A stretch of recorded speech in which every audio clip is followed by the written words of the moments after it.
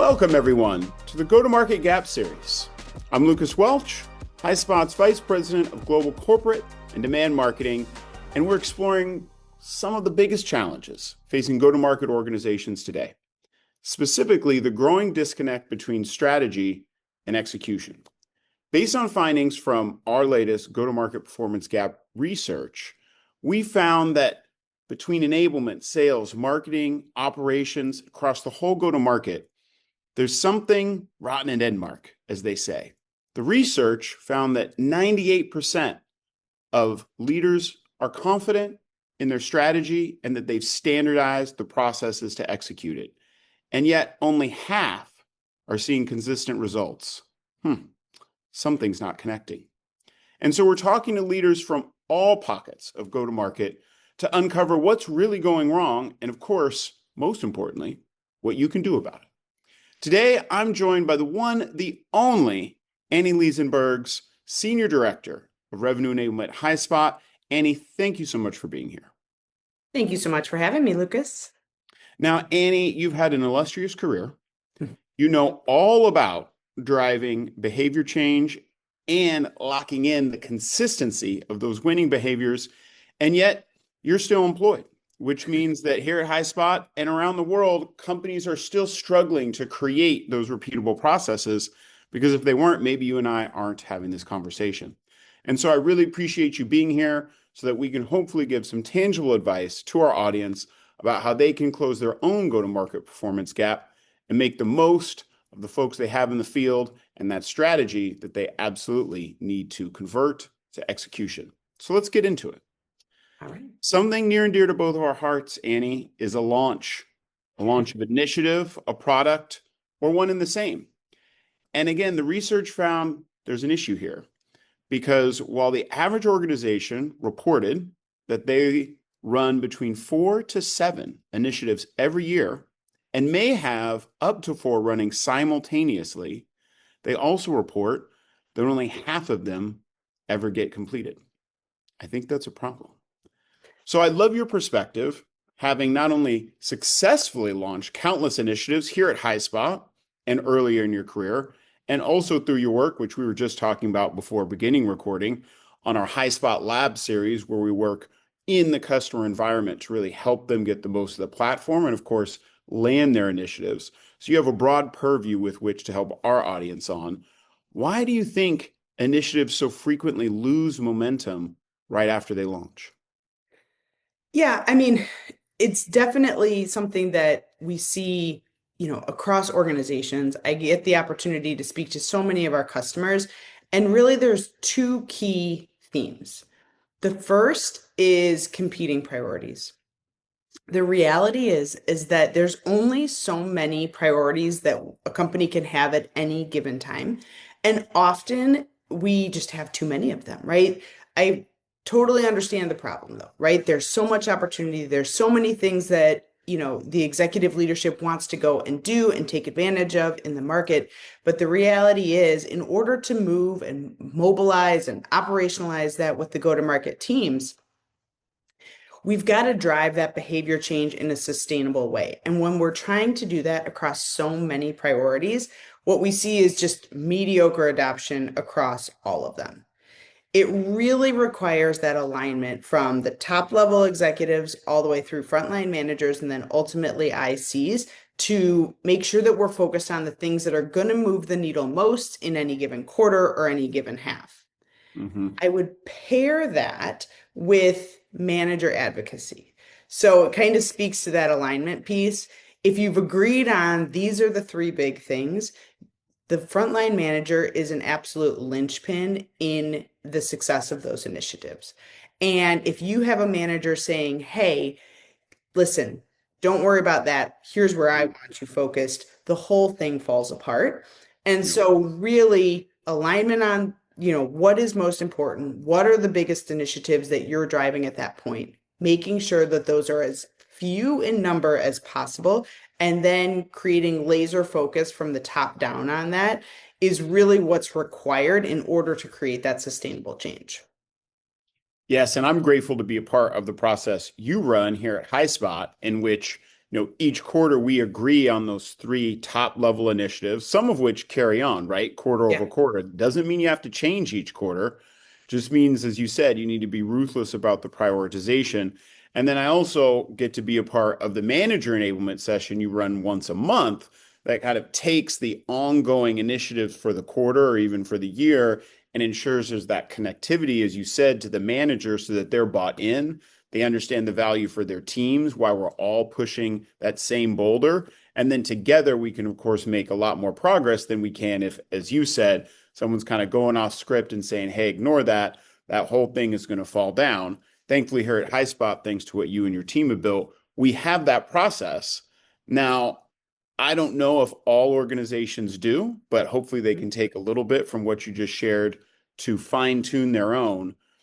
Although leaders may not be as involved as ours are in that process, and particularly at very large, complex organizations, it may be that next line of management or even that next line that's responsible for creating that connective tissue and driving the execution. So for the leaders that may not always be in the room, like you and I have the benefit of being, what's one of the biggest misconceptions you've seen across prospects, customers, other organizations you've worked with about what it really takes to turn strategy into execution? Yeah, absolutely. In my mind, this is a mismatch in expectations often. And it's really around creating common language and an understanding of what it takes to take an initiative and really operationalize it so we're seeing it consistently in the field. There is a difference between knowing something and operationalizing something. And, at HighSpot, we kind of created three tiers to help benchmark where we are and where we need to go. And so it can be, you can call it beginner, intermediate, advanced. You can call it 101, 201, 301. There's a million ways that you could kind of stratify that process. But at the beginner level, what we're really focused on is just getting them comfortable with the topic, right? Getting them to understand what it is, why it matters, how it might be applied to their role, to their customers, to their prospects. And at the end of that kind of level, we expect that they know the topic. Sometimes what I see with leaders or exec leaders is they may know the topic and the leaders are expecting consistent execution. And there's a gap that we have to kind of traverse there in order to get to that consistent execution. When you get to that intermediate level, it's really about building confidence and working through areas of application, right? Like it might be role playing, it might be workshopping this concept, this initiative, this behavior with small groups or cross-functional groups, but it's really about getting them customer ready. And then by the time you get to that advanced stage, you're really focused on consistent execution. That's application. It's being audible ready. It's the ability to pivot it based on who you're talking to or what industry or segment that you're talking to. And often what happens is that there's a misconception that once they know the topic, this initiative is successful. That's not true, right? There's a real long tail to any initiative, and we've got to make sure that there's a plan, not just for that launch and for them knowing the topic, but for them building that confidence and then also finding new and creative ways to apply it with their prospects and customers. Knowledge does not equal application, and it certainly doesn't mean you're audible ready. Whether you're playing American football or world football, as the World Cup is happening right now in many cities, including Seattle, where I'm based. So if one of the biggest misconceptions is that knowledge doesn't equal application, and it's really about getting folks customer ready, do you find that it is that application element of driving the behavior where initiatives fall down, or is it even before then? I would say that it is at that application point, but almost more specifically, it really has to do with that frontline manager and a coaching gap, right? Because application is not perfectly clean cut. It's not just take this and go do that. there are a lot of nuances and changes that can happen in a customer environment. And so we have to be able to pivot. They have to have practice. They have to think through what are the various scenarios in which this is going to come up. And we really need managers to help drive that at the front lines. That said, managers become a key audience for us in terms of enablement, right? We need to enable them first. We even need to use them as a test group to get feedback and help us see around those corners and even generate ideas of how this is going to come to life for their teams. What do handoffs need to look like? What are some other considerations that maybe we hadn't thought through yet? When you think about the strategy for any given initiative, I really think that there's three that you need to think through. There's the launch, there's the manager enablement strategy, and then there's that reinforcement strategy. The manager feedback, I think, is a really key point for folks tuned in with us to take away. It's been something you've instrumented here at HighSpot. And, as a marketing partner, both partnering with you, but also I view sales as a customer of sorts, right? If marketing's programs aren't working for our sales team, what's the point? And even if we're delighting the audience per se with a great advertisement, but it's not helping our sales organization have a great dialogue with a given buyer, it's worthless. And I think I've learned a lot in those manager enablement sessions and in our joint conversations with our managers here at HighSpot about what works for them and what doesn't, how to package things in a way that, to your point, it can be applied, it can be used, and it helped make the sales folks customer ready, audible ready as it is. And I think that's a really both cool thread that we've created here at HighSpot, thanks to you and your team, and also, again, for everyone tuned in. Start with that initiative, but then don't skip right to the front line. Go to the manager first, both to enable them and get that feedback before you take it more broadly across the organization. Well, and very often an initiative isn't a static thing, right? It has to grow and iterate and change as you go. And the managers really help in that process because they're part of the feedback loop around what's working and what's not working in the field. And so without them really brought into any given initiative, you lack that kind of connective tissue that you need to make it really successful. Absolutely. So tracking with you, you ruthlessly prioritize the initiatives. You get to those managers first. You create that repeatable cadence.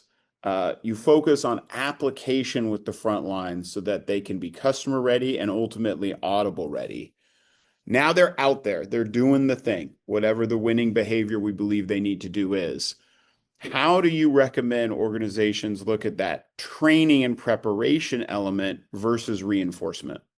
Yeah, this is so important because reinforcement it's not just more training, right? It is so much more nuanced than that. And it is all about that application and really kind of embedding within the flow of work. So that might come to life through role play based on a current deal, so that they can get feedback and really prep for something that they're going to be going and doing that week. It is application at the deal level. I always say the deal is the litmus test of any good initiative, right? Are we seeing the results in our pipeline, in our win rates, in our compete win rates? So really being able to apply whatever the behavior changes at that deal level with real prospects and customers. The other unlock is really AI, right? Using that to design next best steps with this initiative, not just as like a box to check, but more so integrated within the strategy of how they're working with this customer or how they are advancing this deal. And then using all that to identify examples of what good looks like in the field and being able to bring that back to the rest of the go-to-market teams to show examples of how this is working and being able to continue to iterate on the initiative to make it increasingly successful. Before we go further, you get a toast for having only brought up AI once thus far in our conversation, despite it being 2026, which I think in and of itself is an accomplishment. Well done. And I would like to now, since it is 2026 and we're talking about go to market, click one more level on that use of AI. Clearly, there are so many applications. But before we started recording, you were talking about a recent customer engagement that you were part of, helping them think about the topics we're talking about right here. And certainly there's a analytics, there's a what AI can surface from the data you have access to, and for enablement teams specifically, how it can take us out of the we've done the activities and into the we've made an impact. Tell us a little bit about how you and your team are using AI to move from these are the activities, the programs we're doing into the correlation and ultimate ability to say, this is what's working, this is what good looks like. And so this is what we'll repeat, while this is what we'll go fix. Yeah, absolutely. So, we always want to start with the outcomes in mind. And so when you're applying AI, it's not just for the sake of applying it, right? It is for the sake of insight and the ability to take action on it.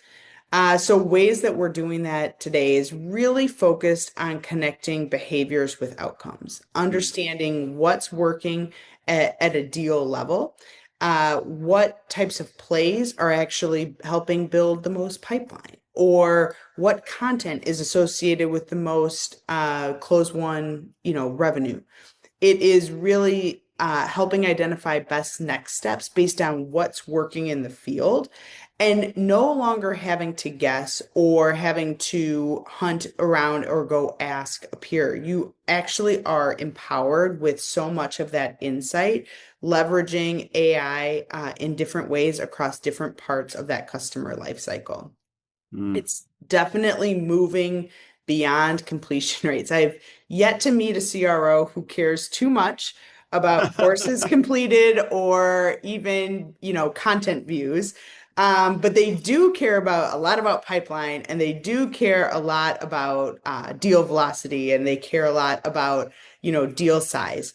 And our ability to connect the behaviors that we're driving in the field with those outcomes using AI to kind of accelerate all of that and provide that fast insight around what's working and what's not really is the kind of compelling story and narrative that is helping enablement teams kind of up level what they're able to do for an organization. Mm. Yeah, I have never met a sales leader either that said, "Hey, tell me more about those content views, huh?" They just don't care. But if you can show them that this skill Yes. has a 4 out of 5 success rate in advancing a deal to decision, now we're talking. Yeah. All right, Annie, I ask every guest the same question at the end because you have already been really tangible and actionable in your recommendations, the specificity, as always, as we say here, the details matter. Thank you so much. And I'd like to leave our audience with one perspective from you on in the next 90 days, what's one recommendation you have for them?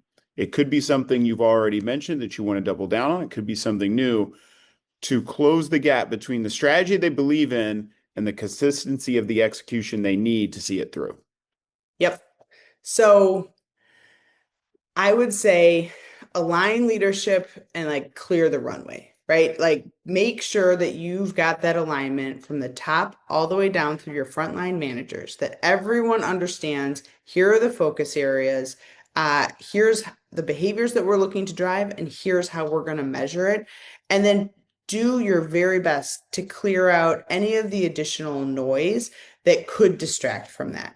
Mm. We see really great results when we're able to bring our teams from that beginner level of knowing the topic all the way through to that advanced application. But that does take focus, prioritization, and it takes alignment from the top down to make sure that we're driving the behaviors that are really working in the field and that we're seeing it consistently. So that would be the thing I would recommend for everyone is that alignment and that focus and really using a prioritization motion to kind of train the field on how to engage, what to expect, and how to think about any given initiative and what success really looks like.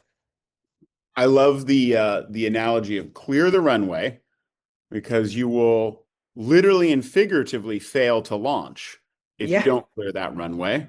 So perfect bow on this conversation, Annie. I wouldn't expect anything less. Thank you so much for joining us.